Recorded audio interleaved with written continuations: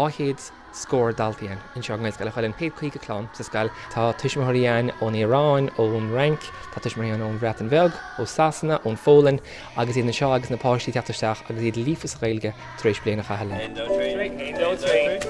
Níl Gaelscoil eile bháin má le lí cúgdéag ag réonra 7,000 daoine, so tá sé tábhachtach go bhfuil freignamh bún an seach agus sé aonach go bhfuil muid inis muid de fásaigh sa ferbert go bhfuil muid an Gaeilge chu an cíine má le lí cúgdéag agus go bhfuil muid an freastal ar an riachna sin go na tuismitheoirí as cheanta.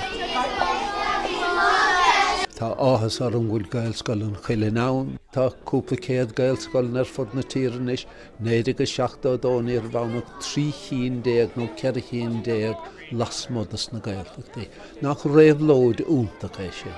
Bíon daoine caint le tamil is ghuiile tepar an Gaeilge, nílins na cathracha. Tá sé forbert go chúntaach ar fadins na cathracha go léir agus a lán de sin bunathe Gaelscoil.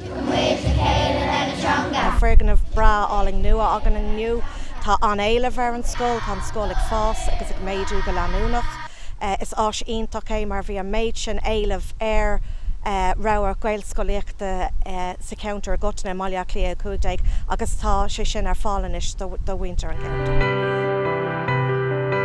Nuair a thosaíonn scoileanna amach Mohan réimhíonta, Siomraí réimhíonta agus críochtainn siad suas a scoil uair nua le pobal mór timpeall orthu is breán rud é gon phobal sin agus go phobal na Gaeilge go thuilis go hiomlá.